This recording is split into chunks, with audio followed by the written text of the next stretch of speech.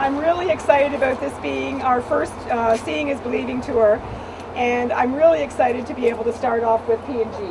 We're really appreciative that you're here, and we have 3 agencies that we're going to show you today. We're going to start with community and primary health care. Very excited about this organization because they do a lot of services and programs for seniors, and they're also diversifying with what they do in this community. So you're going to hear a lot about the programs that they have in this office, but also throughout Leeds and Grenville. And United Way is very proud of our relationship with this organization. They've been part of our family for a very long time. They get $45,000 from United Way on an annual basis. Probably could use more, Ruth, I'm sure. always can use more. But they really do some phenomenal work, and the majority of their work is volunteer-based. So it's my pleasure to introduce you to Ruth Kitson. Ruth is the Executive Director of CPHC, and she's going to do your tour for you today.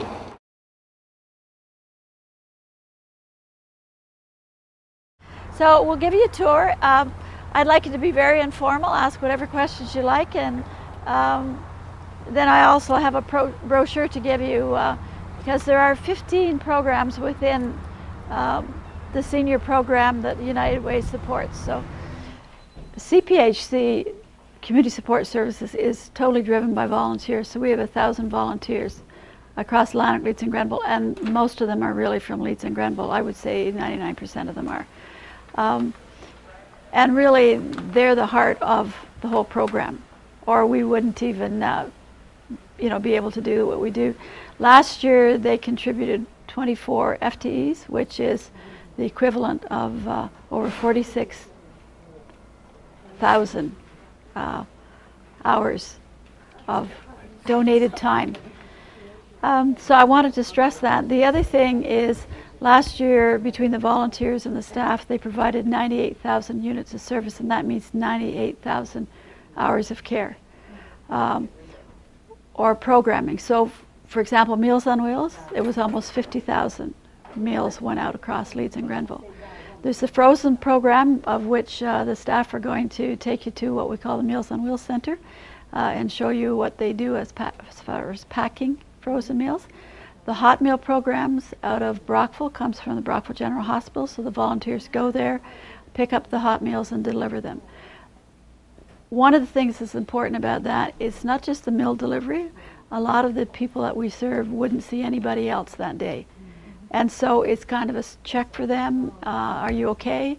And kind of the meal comes with it, but it's the person, it's the volunteer they look forward to seeing. In Prescott, the hot meal program's out of Mayfield, and in Athens is out of Mapleview Lodge. So you can see we're very dependent on the partnerships. Again, our overall budget is $3 million, but we're just 65% funded by ministry, which means all of the rest comes from client fees, donations, fundraising, and the United Way.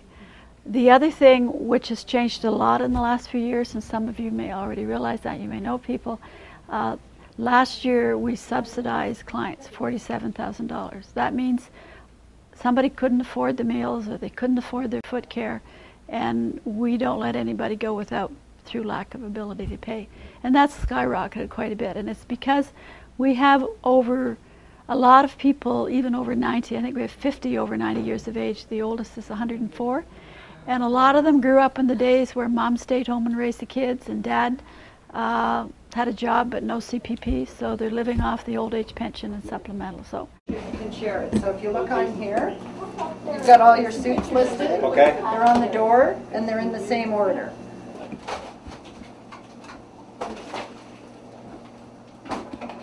We only get one piece of paper. Okay. Money saver. And is this for one person? Yes. So does this mean this is no good? That means that is no good. Okay. And how long is Absolutely. this lasting? Somebody. How long is this lasting someone? This would be a 2-week order. It's for a couple, and they get meals every week, but they order 2 weeks worth. Okay. So every 2 weeks we get a call, and actually they have a family member that come in and pick it up for them. Okay.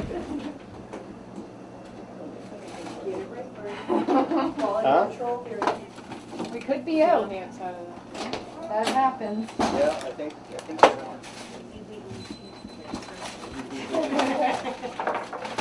We'll do all the looking. See, everybody thinks it's easy, eh? Barbecue and pineapple From, They all the food's ordered from Appetito, and they're in Toronto. okay. So yeah, that's why I said with the open soups, they'll take care of us. We They'll just have to refund let it them all? know. Oh yeah, and they'll replace them. Still on number one. Yeah. We do allow for a training period. Any of those ones out there? Where you got 15, you only have Don't 5. pick on What's Bernie. going on? Yeah, there's a couple of soups out here. What you need? Now, Trish, isn't it Rosedale that periodically they make Oh. cookies? Yes. Yeah, maybe you want to We comment get, on that too. Absolutely. Every week, Rosedale. All the clients at Rosedale bake for us, and they make cookies. Yeah, they put together cookies during Christmas, Easter, Halloween. It's always got a theme, and they're for all the frozen meal clients. They get cookies. Wonderful bags supplied by Appetito, who also we order our meals off of. So the best way to pack these is always to start with some meals in the bottom of your bag. Doesn't matter which order? Nope. And you should be able to fit 2 rows of meals in each bag. So it makes a nice base. And then if you're going to pack the soup, yeah, you can go ahead and pack the soup on there. And then tie the bag so there we go. So in this case, as I said, a family member will come and pick these up. Yeah, I tie it good and tight so those soups don't swoosh around. That's how they get open. These are the bags that we would use. Well, we can pretend we're delivering. How about that? Put a bag right in there. So if we were delivering these meals, there it is. And we have route sheets. We have volunteers that go out every week, and they do anywhere from 15 to up to 35 deliveries a week for frozen meals in the area. So, and that's every week. And they use these bags. Just to let you know, it's not just Brockville. This kind of delivery goes on all across Leeds Grenville. Yeah. So Gananoque, Portland, Westport, Prescott, all across. And they're done by volunteers across the Leeds. We have 632 clients that get foot care in the past year. But they come every 4 to 8 weeks depending on what the provider, which is our registered nurse, feels that they need.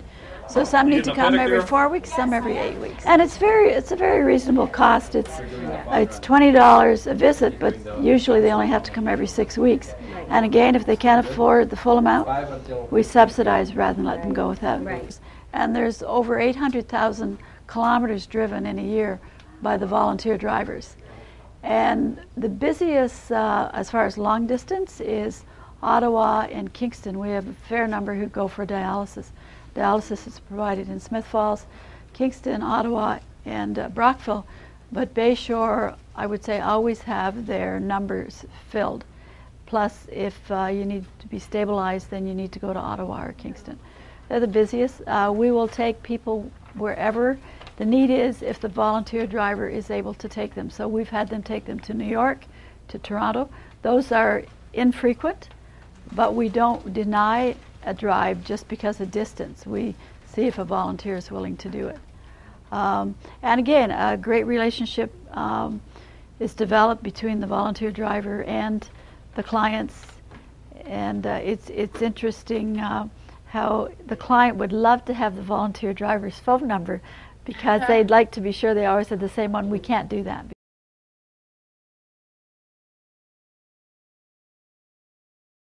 United Way funds programs here to the level of $63,000. It is probably and Rick, you can back me up on this, probably one of our most model programs when it comes to agency services. The client base that they have is huge, and they seem to be able to fit them all into different services and programs based on their needs. An excellent program. It's a one-stop shop here.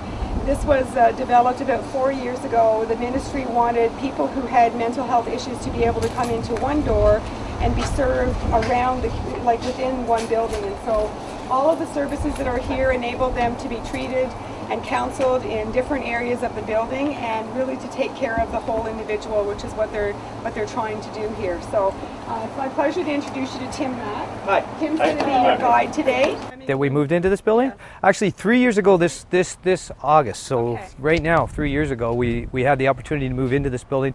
This, for people who've been in Brockville for a long time, has always been known as the old PUC building, right? That we, Leeds and Grenville Rehab and Counseling, had purchased. And it was a project of our CEO. It took her, I think, 10 years to ultimately secure the funding to be able to get this building. And the vision of this building was to bring all the community mental health services together. And as I'm sure Judy has been talking about, we're only one of the occupants in this building. The other community mental health programs have moved in, and so upstairs there's the Assertive Community Treatment Team, which works with people coming out of hospital. There's the Elm Grove Outpatient Department, which is an acute care mental health counseling department that's also upstairs here. On the far side of the building, which used to be the old PUC entrance, the Canadian Mental Health Association is located, and what the CMHA does is they provide education for family of persons who might have a serious mental health problem, giving them some background on what to look for and those sorts of things. So they're an educational program in mental health. And you'll see when we go in the building, the other half of the building, the other aspects of the building is our drop-in center, which is our social recreational programs, which have totally been funded by the United Way over the years and provide direct client service and programming for persons who have severe mental health. So why don't we go in the building and have a seat? Basically, LGRCS is an adult community mental health agency where we receive 80% of our funding from the Ministry of Health and Long-Term Care. So we're a direct transfer payment agency. But this portion, the 20% funding from the Ministry of the Attorney General's Office and from the United Way of Leeds and Grenville. And what the money that all the people who give to the United Way, it goes directly into our social, recreational, and other programs that we offer for those persons experiencing severe mental health. It's important when I talk about severe mental health. Our mandate from the Ministry of Health very clearly says that we must work with those persons who experience severe and persistent mental health problems. So you're talking about people who have had long-term mental health admissions. Remember, we're a community mental health agency in a city of Brockville where they've had a psychiatric hospital in the community for 130 years. And so as a result of that, what we've seen over the years is obviously a downsizing of institutional care, where I was told before my time, luckily, but before my time, the Brockville Psychiatric Hospital could have over 2,000 people living there. Over the years, that's been downsized. When I left the hospital back 10 years ago, it was down to about 350 people.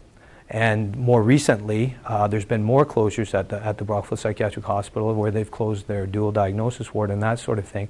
So really all that's left there now is the forensic treatment unit and the special treatment unit. And so what's happened then is that persons who would otherwise have been in a hospital for longer term stays have come into our community, and we're the program with the mandate to be able to service those people. And again, that's where the dollars that go to our program are directly related. And you have to remember too, if a person has been in a mental health facility for a long period of time or have a severe psychiatric problem, usually those are people who have very limited opportunities for socialization, recreation, for involvement in any types of program. They're really a disadvantaged population. Most persons with severe mental health live on ODSP or OW and just don't get the opportunity to engage in the community and in activities. And so I can't help but say that, you know, the money's so critical for those people who would not otherwise get service, for sure. Our philosophy with Leeds and Grenville Rehab and Counseling is what's called a recovery philosophy. In the last 4 to 5 years, this recovery philosophy has been adopted from the addictions field. And basically when we talk about recovery, what we do is here at Leeds and Grenville Rehab and Counseling is we work with people to help them enjoy a quality of life which they wouldn't have otherwise not had. Recovery literature shows that if you have a severe mental health problem, what really helps is to get involved in a vocational or educational pursuit, is to look at meaningful activities during the day.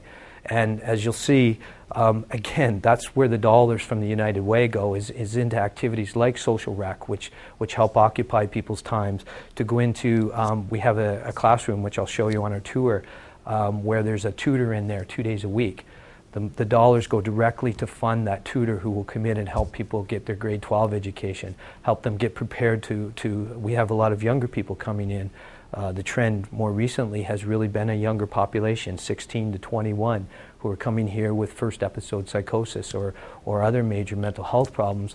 A lot of them are in the process of applying to university or colleges and those sorts of things. So being able to sit down with a professional tutor and someone who's able to help them bridge that gap between their high school and other post-secondary institutions is really important. So again, that's part of the funding program. We have group homes that range from 24-hour care here in Brockville to group homes where there's 12-hour care. And again, what a person does is graduate from 24 down to 12 and through the system and on out into. We also own a number of apartment buildings, a number of independent housing units where persons who want to live independently but have some maybe active symptomatology, which doesn't really put them in good stead if they're going into a community-based landlord situation and they may be loud, responding to voices, that sort of thing. So we have apartments that we own. We're a little bit more sensitive to those issues, and I think that they work really well. We also have a homelessness program where we'll help subsidize the rent of people in a community-based landlord situation. So altogether, I think the last count, we had over 170 housing opportunities for people, and they range again from 24-hour to independent living. And included in that is our co-op program, which is our major program. So the other major part of our program as community mental health is what's called casework services. Casework services are what happens here is a caseworker will carry a caseload of about 20 to 25 people. They'll help them budget, they'll help them do life planning. On a daily basis, they'll work out any problems that they're having in their living situation. So they're kind of their navigator to help them through the system and coordinate and bring in all the other services that we have here with our program. Which again, if you look at our wellness program, for instance, wellness is a program that we started about 5 years ago. And when I say program, we have one person. But that one person, what she does is she bridges the gap between one's mental health and one's physical health.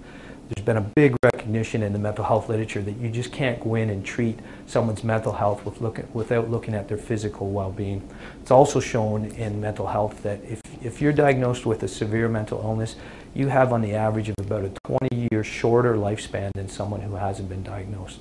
Major problems with diabetes, high blood pressures, obesity, and the research shows that if you're put on an antipsychotic medication, you run the risk of putting on a lot of weight with it. And the one study showed that there was a 75-pound increase in 3 months for somebody put on a new type of antipsychotic.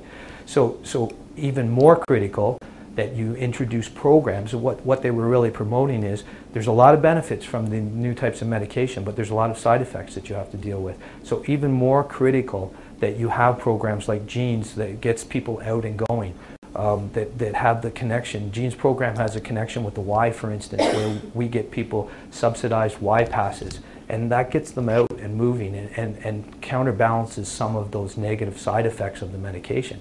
Because you look at it, you've got a younger person somewhere between 16 and 21 who gets diagnosed for the first time with some sort of major illness, gets put on a medication, has an extreme weight gain in a few months. Like, there's a lot of negative symptomatology there, and a lot that you're battling against. But if you have programs like recreational programs, like educational programs, those are the things that really help the person come around in recovery, and that's exactly what the literature shows. We also have, along with our casework, so a person will come into LGRCS, they'll get assigned a caseworker. If they need housing, we'll look at housing. Our program, because we got to present at this psychosocial rehab conference, our program has really been recognized, the amount of flow that we have through. We virtually have somewhere in the range of a 3 to 4 month wait to get into a long-term group home, whereas other parts of the province there could be up to 2 years, 3 years, 4 years wait.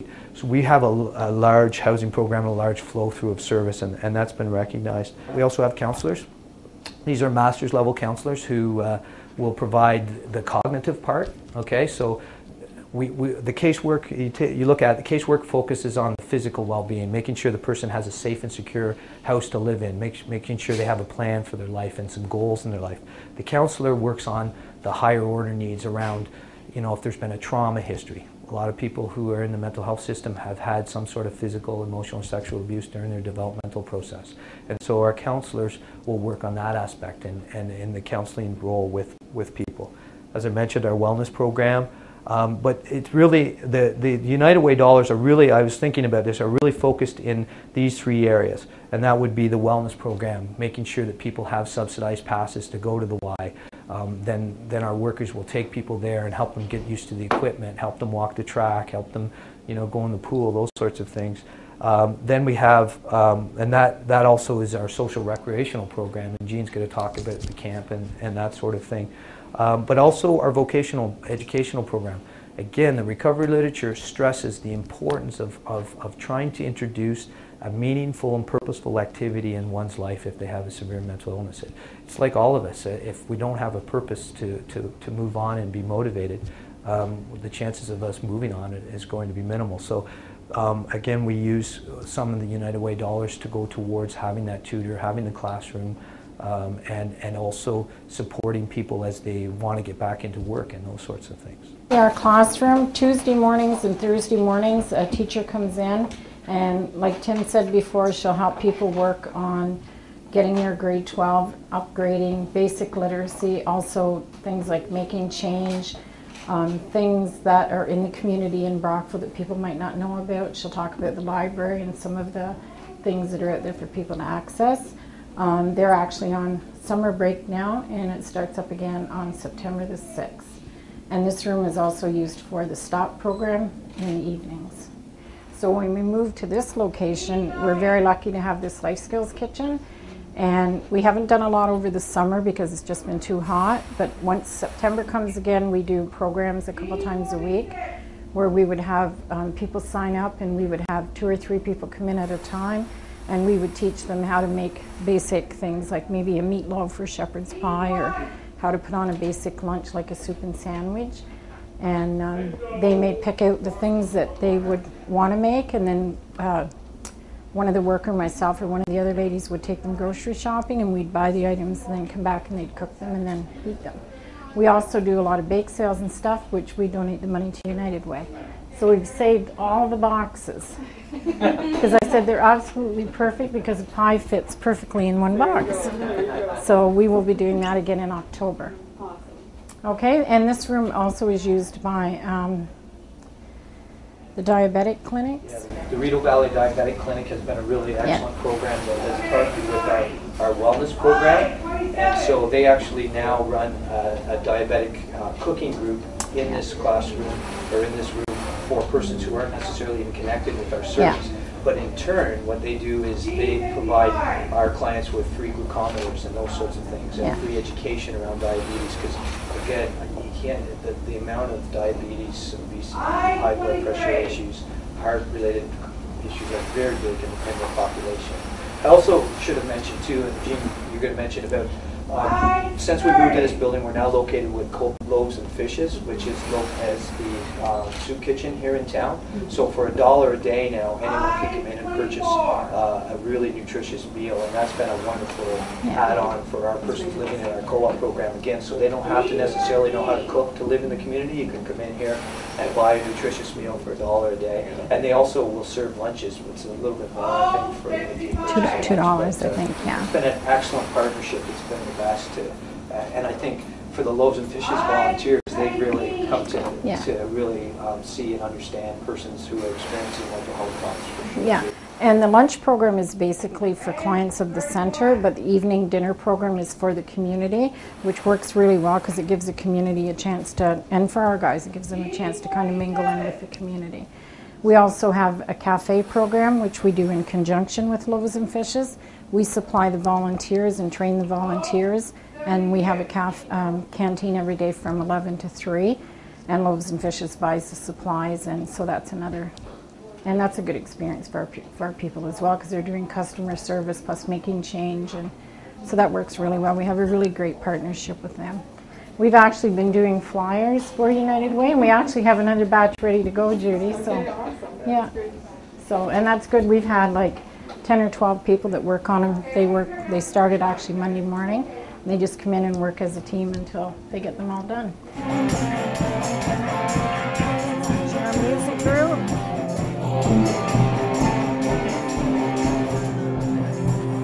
This actually started out with a few people that wanted to learn how to play the guitar. And so Mark, who's the guitar teacher, started out with 1 or 2 people. And it just grew and grew and grew. And then they bought a drum set and different things, thanks to United Way. And it actually formed a band now. It's called the Slinky Bees. So about once every 6 weeks after they've practiced and stuff, they'll actually play in the drop-in. So we have a couple of people that sing. We have one gentleman who doesn't even speak, but he will get up and sing. So it's really amazing.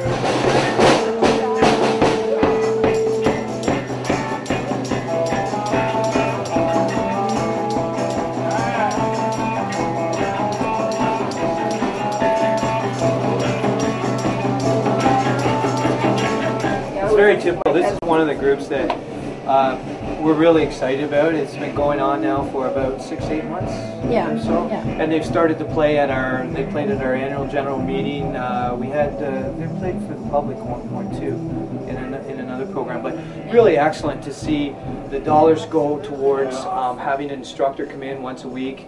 The guys they all bring in their guitars and they're really excited about it. And when we originally started talking about the program, you know, there's some questions about whether people would want to be part of that, you know, whether they get up there and sing and that sort of thing. But there's actually one client who, I'm not sure that he's here today, but he was singing, he was singing at the AGM, but for the most part, he won't speak to anyone.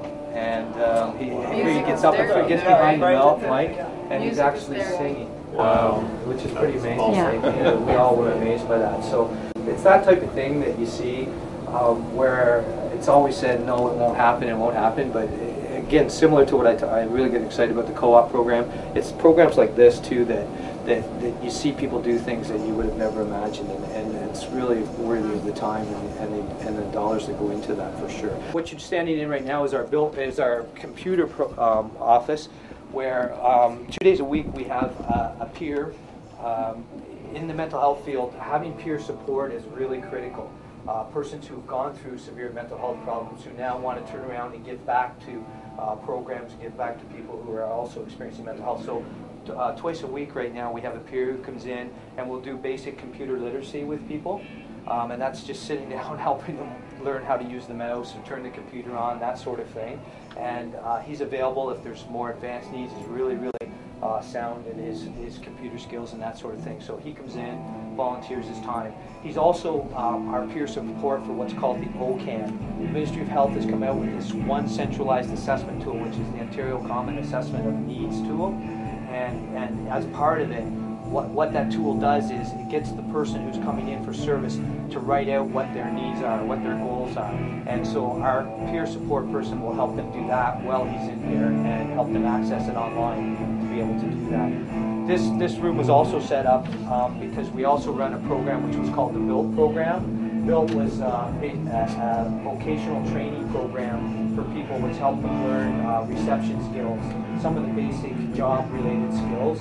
And it was all online in the computer, and we would log into that. And so we have 8 people sitting around the room logging into a program and an instructor in here helping them develop those skills. And then we had a job support club that followed up on that for sure. Yeah. And I just wanted to mention 2 of our big programs, one of which is a camping trip. And this year it's September the 6th till September 9th. We go to Camp Iowa. Right now we have, I think, 44 people. We always expect about 50, but there's always a few that say, oh, I don't think I'm going to go this year. And because of the nature of their illnesses and stuff, usually at the last minute when they hear everybody getting ready to go, they jump in and want to go. So that takes place, and that's very highly subsidized. And we go to Camp Iowa, and they do activities. We don't bug them. If we say, if you want to bring a lawn chair and a book, that's fine. But once they get there, they swim, they do archery, there's rock climbing, there's canoeing, there's a dance one evening. The meals are all very family oriented. Everybody sits down to a table for 8 to 10 people, so it's one of our great programs. And also our Christmas party, which we've had now, I think, for 20 years at CJ's, and we call that our client Christmas party, and everybody gets dressed up in their finest, and again, that's very highly subsidized with our funds, and they come and they have a dinner and they have a dance. So, and for many people, it's not very often they get a chance to have a sit-down dinner where they're waited on. So.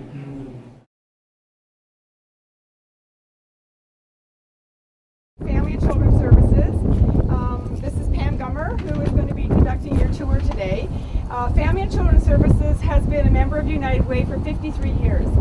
We're in our 53rd year as United Way, and at that time it was called Children's Aid, and people still refer to Children's Aid. They do? They do? But they've been a long-standing member of United Way. They do amazing work with children, children in custody, and they also have a very unique program called Family Counseling Services, which we fund as well. So, with no further ado, I'd like to turn it over to Pam, and we can go inside, or if you want to say anything out here, we can. Well, just welcome, and thanks to the United Way for including us in the Seeing is Believing tour. I believe that a few people from Procter & Gamble were here last year, and we certainly enjoyed the experience. And yeah, please come in. I'm the Community Services Supervisor, and my name is Pam Gummer. I've been here at Family and Children's Services for about 31 and a half years. So I've certainly managed to have a pretty diverse experience working in a lot of our departments. The United Way, as Judy mentioned, has been the most generous funder in terms of programs that we've been able to offer over and above our child protection services. And the child protection services, as you may know, are funded by the government. We receive very little other funding from the community, so we really take our hats off to the United Way because they've been wonderful to us, and the programs that I'll speak to, you'll hear just the difference that it makes in people's lives. We send a varied number of children to camp, depending on whether we're sending children to week-long camps or day camps and the age of the children. So some of the children that go are, from 8 to 16. We try to stay within sort of a 100-mile radius. But you can imagine for many of the children who we work with who are quite underprivileged, having an opportunity to go to camp and have a true camping experience and meet new friends and see a little bit about what goes on in group settings that are, positive focused. And we always have the kids fill out a questionnaire when they return, and we've never had anyone return from a camping experience that really had anything to say other than that they were homesick. So we're happy with that, and we continue to provide it because it makes such a difference from a life skill, social skill basis. The next program that the United Way funds, and it's been funding for quite some time, is called the North Leeds program. And it is a program that is designed to provide teenage, I guess again, sort of that 11 to 17 age group, with different opportunities. We offer group activities, social skill groups, outings. The main thing I guess really the primary purpose of that group is really because so many of them are isolated, and it's geographically isolated. And again, many are impoverished. They don't have an opportunity to really do much during the summer. So this group stays very, very active. There's bus trips, and they go to the quarry and swim, and they've learned a lot this summer. There was CPR offered, leadership training offered. So a very good program that makes a difference in the lives of the children in North Leeds. Family counseling program. It's been in existence for quite some time, and we do have other family counseling programs, of course, here in Brockville. Ours is geared to people that really cannot afford other private family counseling services. And it's for, as the title indicates, it's for the family. Sometimes it's just mom and dad, but sometimes they will bring children as their children as well. And the issues that they present with can be varied, and really all they do is they indicate what services they're hoping for at the time of intake, And if they're able to financially contribute even a bit, $2 even, we will enter into a contract with them to provide, I believe, about 5 sessions, and then reevaluate at the end of that period of time. So it's busy. We never are able to accommodate the number of people that call. I mean, family counseling throughout the province of Ontario is in a huge demand, but we're very fortunate to have that to offer, and again, wouldn't be able to offer it without funding from the United Way. And the program that I'll focus on probably the most, because it's near and dear to my heart. I've supervised it now for about 15 years, and it's the school program. And it is a program that, following the massive child sexual abuse investigation in Prescott in the early 90s, a number of child victims and alleged perpetrators were identified. The media converged on the town. The Boundary Street School, which was one of the 2 elementary schools in Prescott, was really targeted by media and by, in many respects, by the community at large, believing that was where many of the perpetrators lived. The victims, alleged victims, were going to school there. So, in a very proactive way, I think the United Way actually were the ones that sort of mentioned, maybe we want to look at providing something at Boundary. And that the school program evolved from that.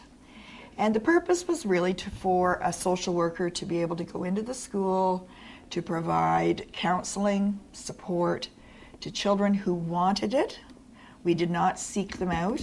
They knew that Donna Burns-Howard, who is the social worker, was there. So if there was anything they wanted to talk to her about, that they were, she was always available to see them.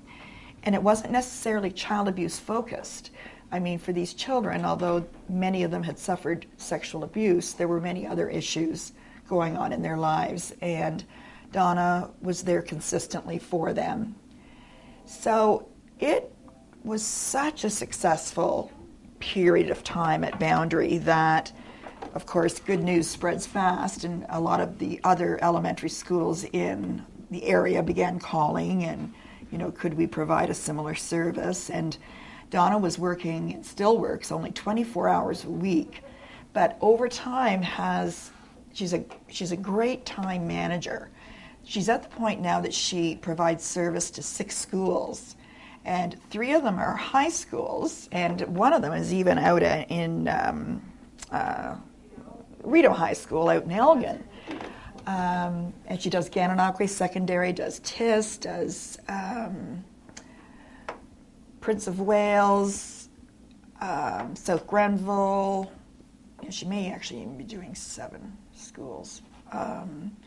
And I think it's Vanier.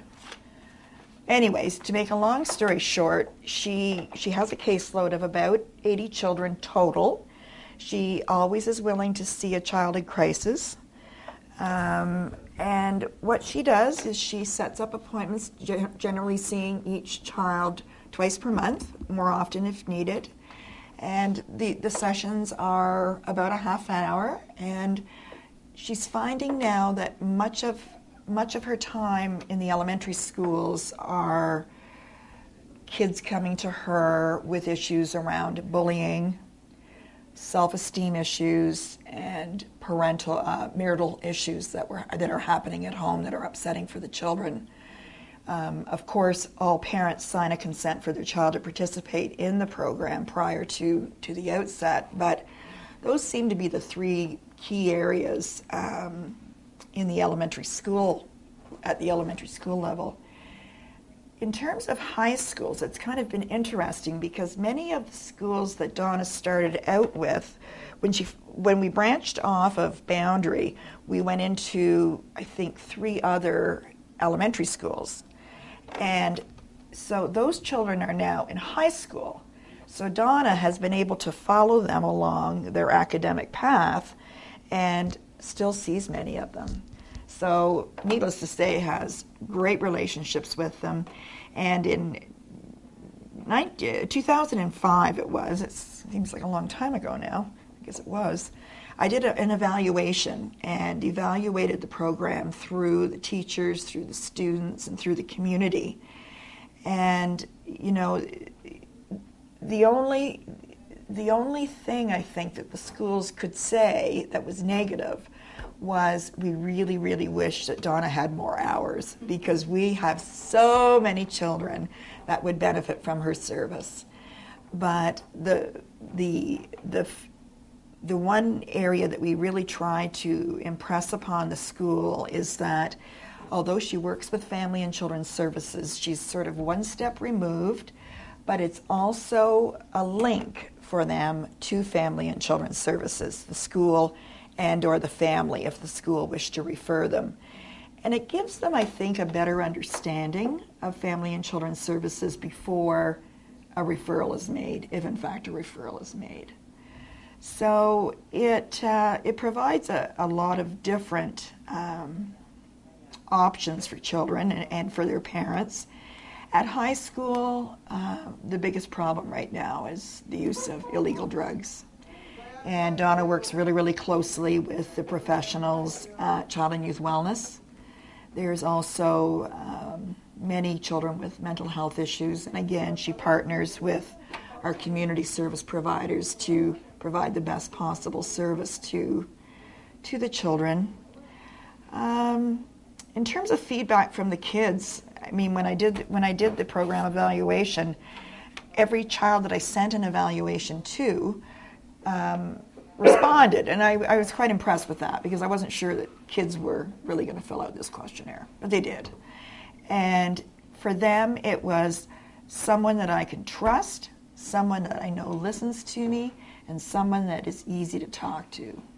So those three key factors for the children, and I think for all children, makes a huge difference. And I'm not sure what the Board of Ed, I mean, they do have their own counselors, and their own counselors are pretty much restricted, I think, to a lot of crisis management and attendance and so on. The school system themselves say that without Donna, they really don't know what they would be doing for many of these children who come to school and need a person to talk to. Teachers haven't got the time. They don't have guidance, other than the high schools, don't have guidance counselors. So Donna fills that gap and fills it nicely.